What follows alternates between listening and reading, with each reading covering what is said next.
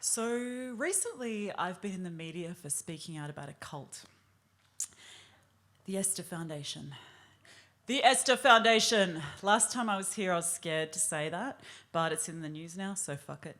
And I'm not scared anymore. Thank you. Thank you. I was in a cult for almost 5 years. Pretty much sucked.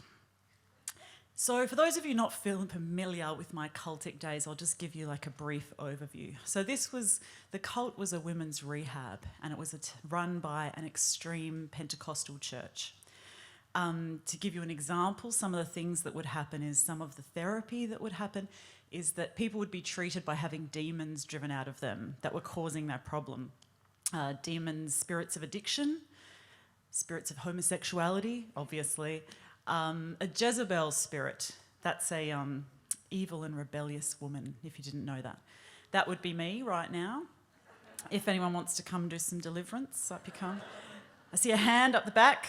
No, you're right. It won't work because I have to want it to go.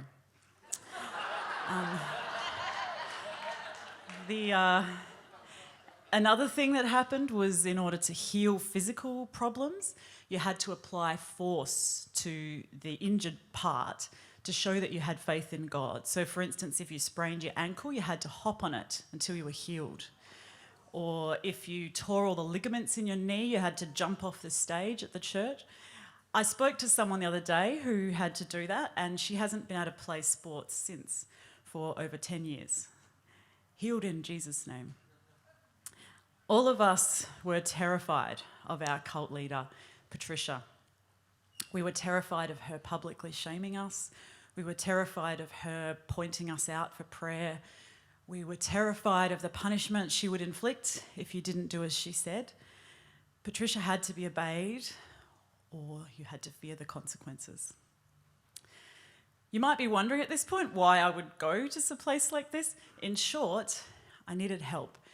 I had a lot of issues and I had a lot of mental health problems, and at that time I was a Pentecostal Christian myself, and the doctrine I had said that I could only get help from another Christian, specifically another Pentecostal. That doctrine also told me that inherently I was worthless and bad and evil, and the only way I could be redeemed was to have faith in Jesus and then to spend the rest of my life serving him.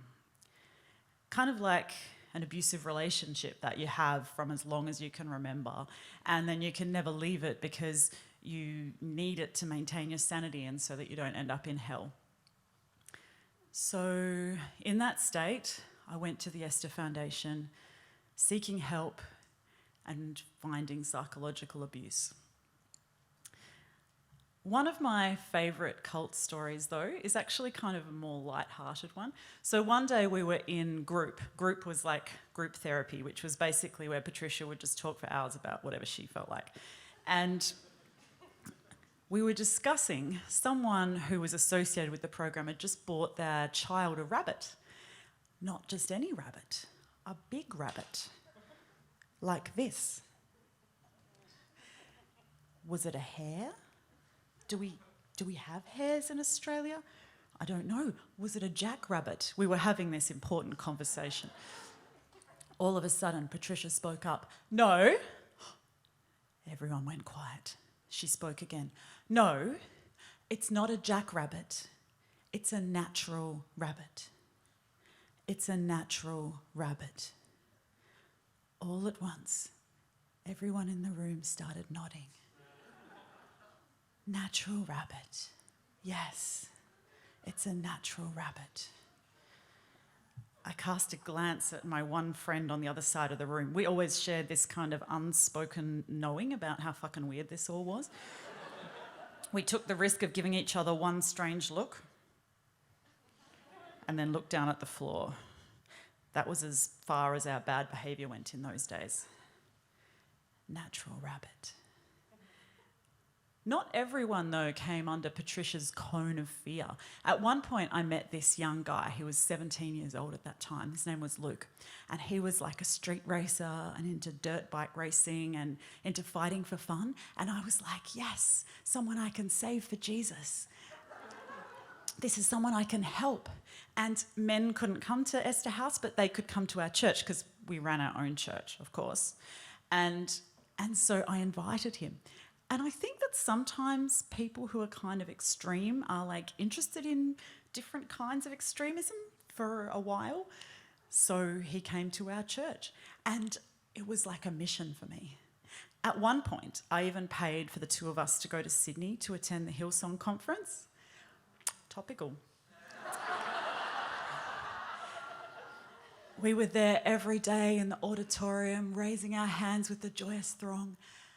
And sometimes, even then, I wondered. But I did it. It was what I was born and raised to do. After less than a year involved with the Esther Foundation, Luke surprisingly got sick of cult life. His parting words as he left were, "Nah, yous are all a bunch of dumb cunts. I'm fucking out of here." Inglorious as these words were, we dismissed Luke's rejection of our belief system as ignorant. He was into hedonism and risk-taking, things that were wrong. We understood better. We chose the one true God. So 13 years ago, I left the Esther Foundation. I walked away. At the time, I never wanted to think about it. I never wanted to talk about it again. But as the years went on, I started to engage in different paradigms of thought. I studied art therapy.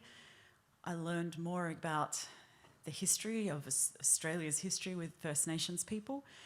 I learned things that challenged the paradigm of thought that I had grown up with, that had been indelibly branded into my psyche. See, I was raised to be a martyr for Jesus, to literally be tortured and die for his name, if need be, and I was raised that that would happen in my lifetime. Letting go of a belief system like that is not so easy. You have to unpick every stitch that has been sewn into you from birth. And as each stitch was unpicked painfully, I started to realise that I could no longer stay silent about the Esther Foundation. I realised that abuse was happening and I knew about it. If I knew about it and I did nothing, I was allowing it to continue. And if I allowed it to continue, I was complicit. The natural rabbit wasn't funny anymore. It was an abomination.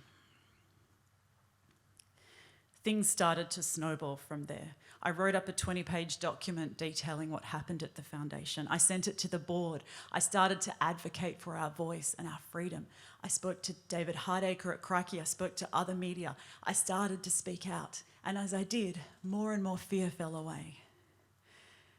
At the same time, more and more fear of the church fell away. I realised this is what was holding me back.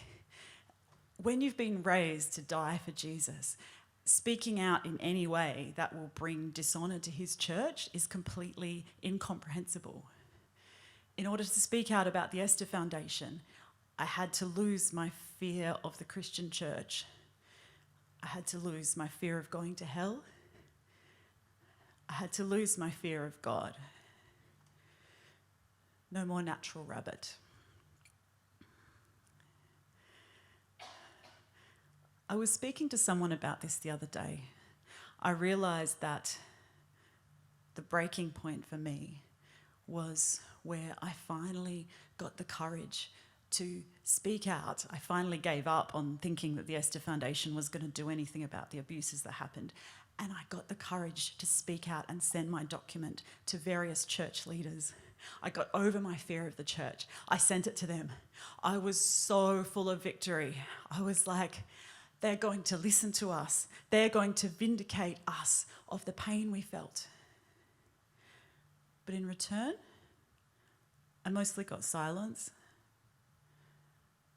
Where I didn't get silence, I got an unwillingness to do anything that would bring dishonour to the church.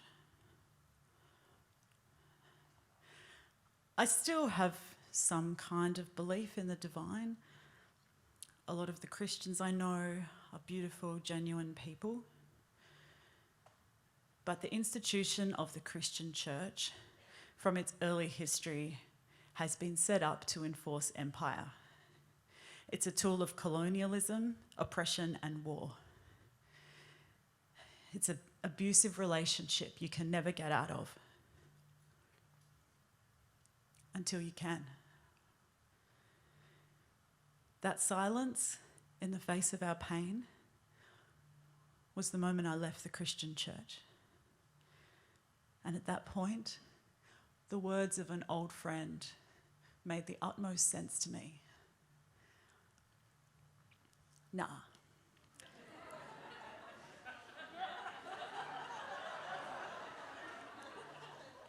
Yous are a bunch of dumb cunts.